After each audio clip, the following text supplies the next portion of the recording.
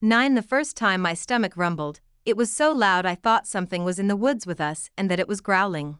I startled, raising my hands protectively in front of my chest, before I pressed one down to my belly and felt the rumble.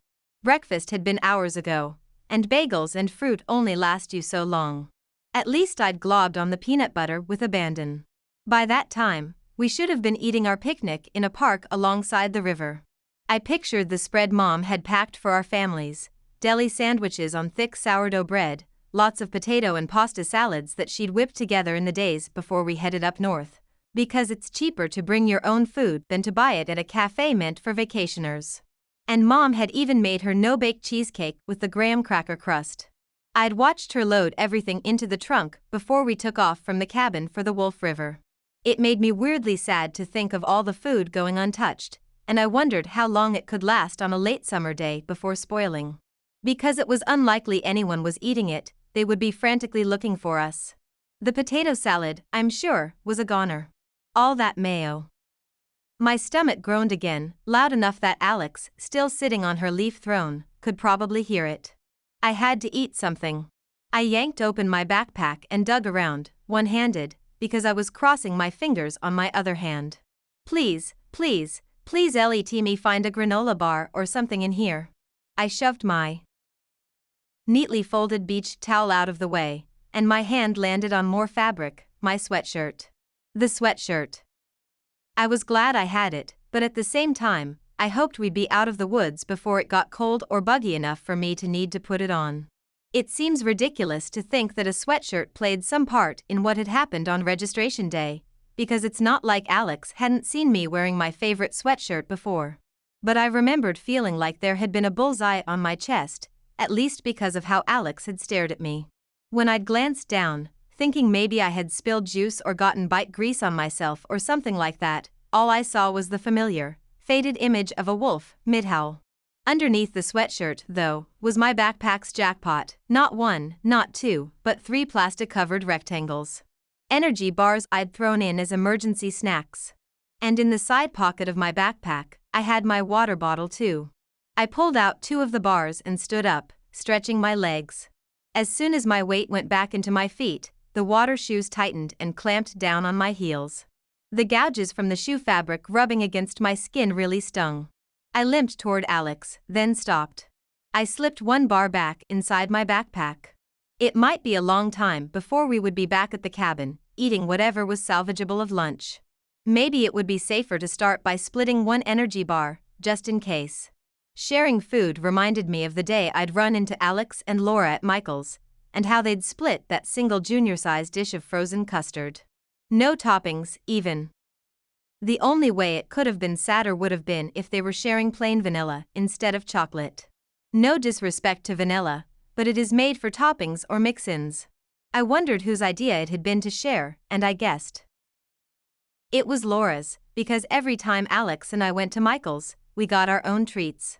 And if I didn't watch mine like a hawk, she'd sometimes even snag a few roasted pecans from my turtle sundae when I wasn't looking. To be fair, I pulled the same trick with her. As best friends, it was our right to pick off each other's plates. I stopped a few feet away from Alex's leaf throne. She was hunched over, her back to me, inspecting the torn part of Laura's cover-up. I cleared my throat, but Alex didn't turn to face me. "Are you hungry?" I finally asked. "Yes." She whipped around immediately. "You brought food with you? Please tell me you did." "Yeah," I said, holding it up. I tore open the shiny wrapper and split the bar in half, then placed Alex's share in her outstretched palm. "I have 2 more in my bag." "You're amazing," she said, spraying a bit of the bar out of her mouth as she chewed. "Anything to drink?" "Got my water bottle," I said, then walked back to where my backpack was sitting atop the inner tube. I decided to carry all my stuff back to her leaf throne, now that Alex's alone time was over. "Here." I passed her the bottle. She started chugging from it, so quickly that I could hear the glug from her throat. "Whoa, don't drink too much." She stopped, panting. "Why not?" "Well, we don't know how long we're going to be out here, so we should probably ration." She shook her head before taking a huge swig, then said, seriously, "If we're in the forest for more than another hour, I'm going to lose it." She looked like she was about to take another gulp. And I reached out my hand so she'd give me back the bottle. Guess I was smart to keep the other bars from her. Alex finished eating, licking the sticky remnants of the bar, mostly melted carob, from her fingertips. Then she stood, scratching various bites as she rose up. Let's get moving. I want to be back in the cabin and taking a shower so freaking bad. She paused. I mean, what I really want is to be home, in Madison, but I'm trying to be reasonable with what I ask of the universe. I nodded. I didn't exactly disagree. The forest was awesome, being lost in it wasn't. And that's what we were, totally lost, with no idea how near or far the river was. I didn't know it was possible to feel claustrophobic when you're out in the wilderness. That's the opposite of an enclosed space. But trapped is exactly how it felt, being in the woods and not knowing how to get out. We might as well have been locked in a closet, it felt just as tight and oppressive. If I thought about it too hard, my breaths got short and my pulse began to race. I closed my eyes and listened to the rustle of the breeze, the buzz of cicadas, and the chirps of birds, and I pretended I was back in Madison, taking a walk in the Arboretum or something. Any place with really well-marked trails, where it would be hard, maybe even impossible, to get completely lost. Which way were we walking? Alex asked. I blinked, trying to remember a landmark to guide us. Why hadn't I picked out a specific tree or rock, or something, so we'd know which way to go when we started walking again? I guess when we'd stopped, I'd been too frazzled to think. A mosquito buzzed my ear, like it was criticizing me for not having planned better. I swatted it away. A mean deerfly immediately took its place and began circling my head like it was taunting me. We could keep following the sun, though, which was much lower in the sky, but its rays still poked through breaks in the evergreen branches. That way, I said, pointing in its direction. West. At least if we kept walking in one consistent direction, we wouldn't end up going in circles. That was something. Unless, of course, west would only lead us deeper into the wilderness. The Nicolet National Forest covers 664,822 acres. To put that in perspective, a football field is a little over an acre. Once on a school trip, they led us onto the field at Camp Randall, where the University of Wisconsin Badgers play. We got to run the whole length of the playing field, which felt super long. So the forest was something like over 500,000 times bigger? If we were going in the wrong direction, we could keep going in the wrong direction for a very, very long time. There are roads and ranger stations and campsites and fire lookout towers in the forest and nearby towns, but you can still walk miles without seeing another human. So I really hoped following the sun was right. I managed to roll the inner tube into a long cylinder so I could tuck it under my arm instead of having to drag it on the ground or hold it overhead like an umbrella. My arms were too tired to keep doing that. We began walking again, this time with me in the lead. Every step I took, I felt the edge of my shoes rub deeper into the cuts above my heels.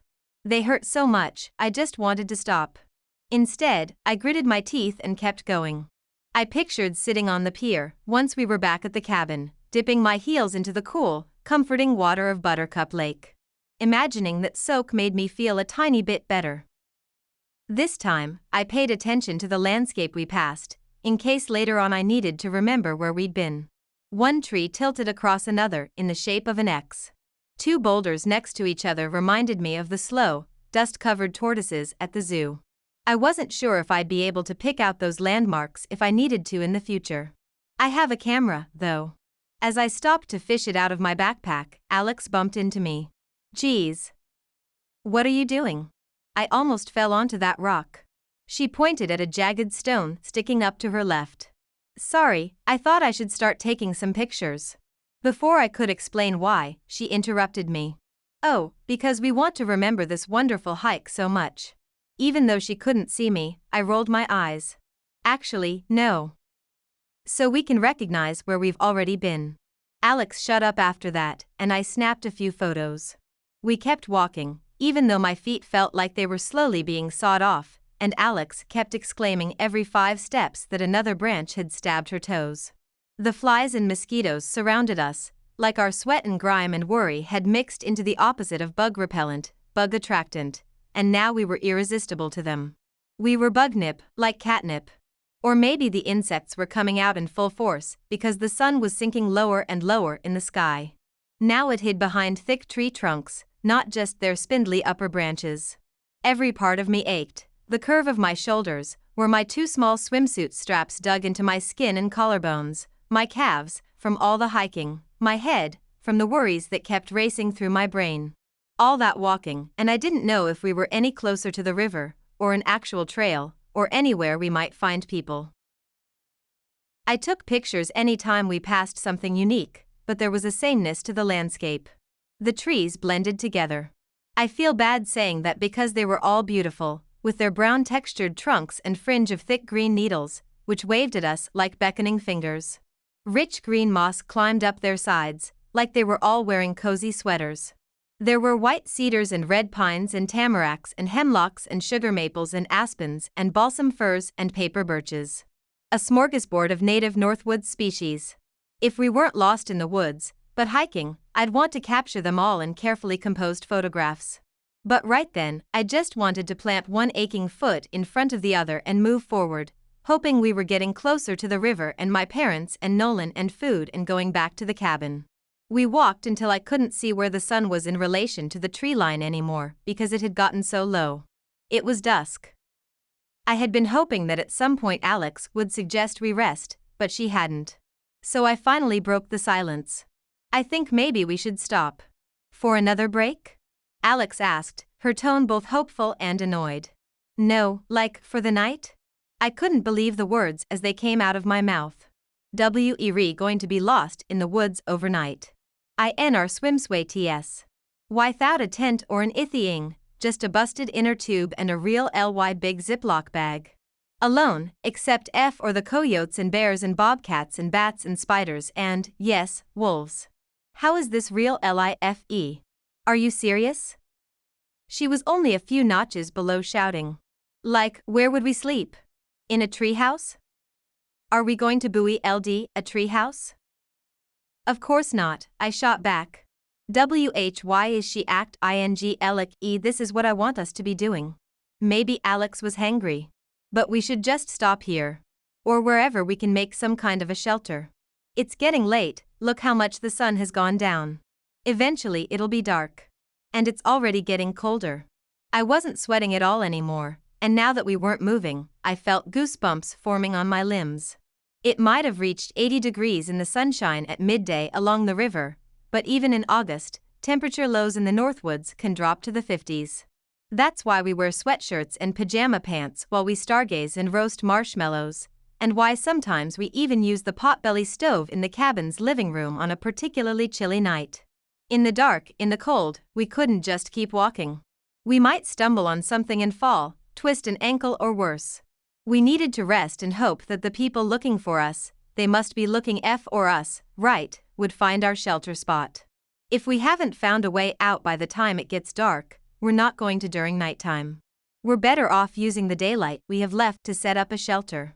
We can keep heading toward the river first thing in the morning. No. We should keep walking, Alex said, crossing her arms over her chest, pouting slightly. Until we literally cannot. Fine. Cannot anymore, okay? I raised my right leg and pointed at my heel, which was smeared with mud and blood. My shoes are killing me. I swung my leg down quickly, before I fell over. Maybe it was just having my backpack on, but I felt super wobbly. I crumpled to sit on the nearest rock. Alex's eyebrows scrunched in either disgust or sympathetic agony, I couldn't tell which. For the record, I think stopping is a dumb idea, she said. But she still dropped her stuff to the ground. Then she let out a small sigh of something like relief as she plopped down next to me. Maybe we should have held out for a half-hidden cave or a collection of fallen logs in the shape of a makeshift fort. Maybe we should have tried to dig a hole like a burrow that we could have curled up in and covered ourselves with big ferns. We could have even made a double-seater leaf throne. But we were exhausted, and daytime was disappearing.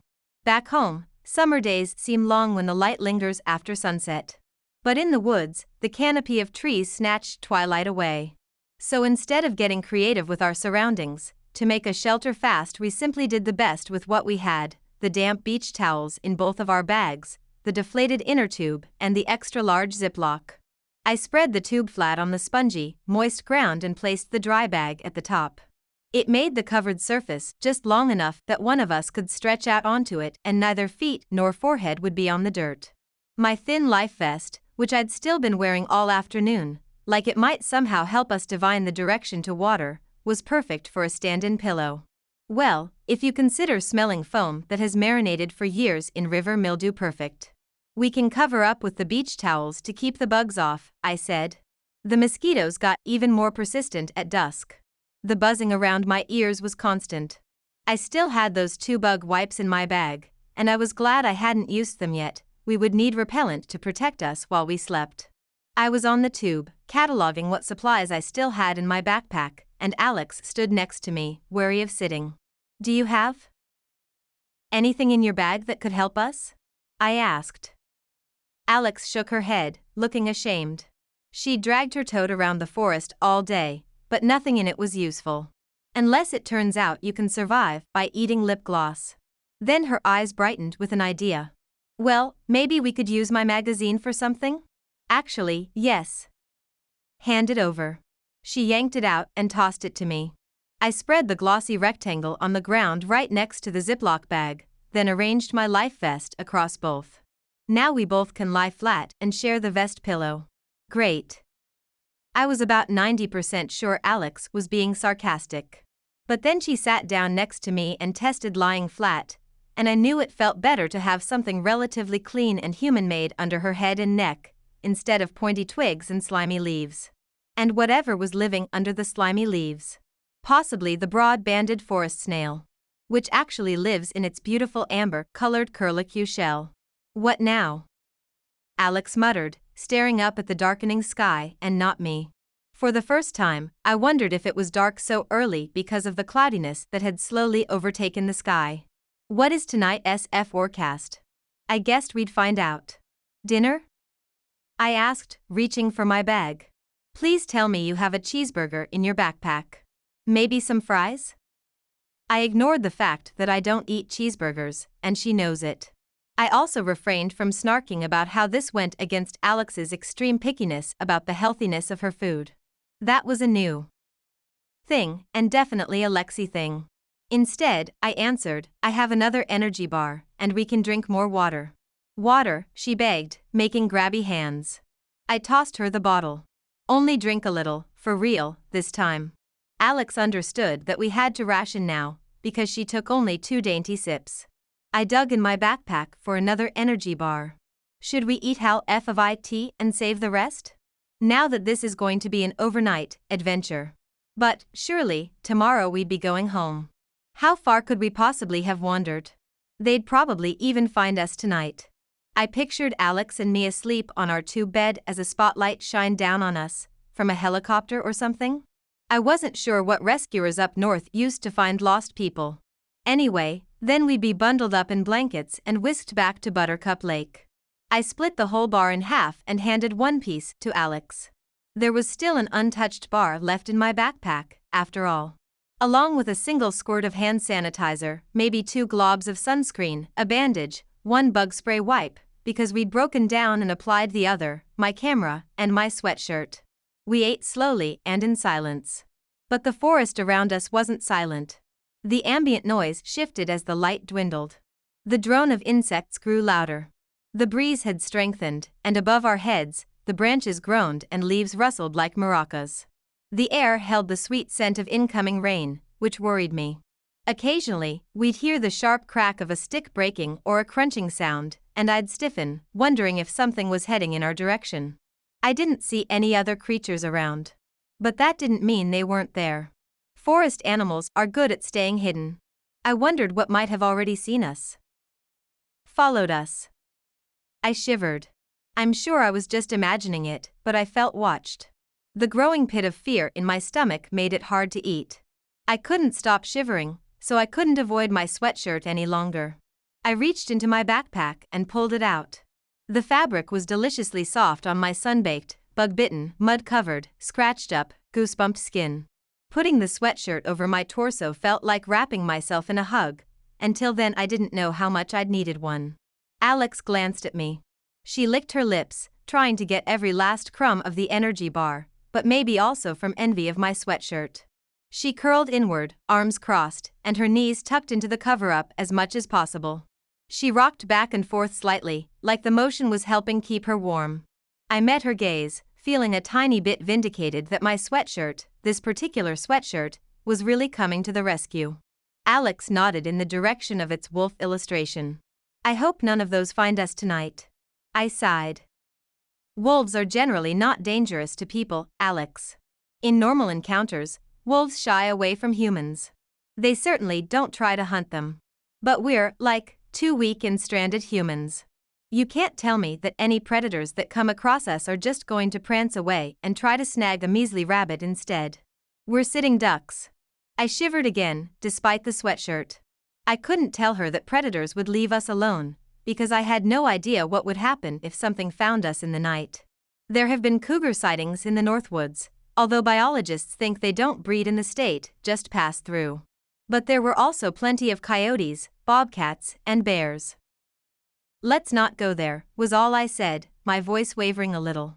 An image of the cabin flashed into my mind, warm and cozy and inviting, and I wanted to be there so badly, my heart actually hurt.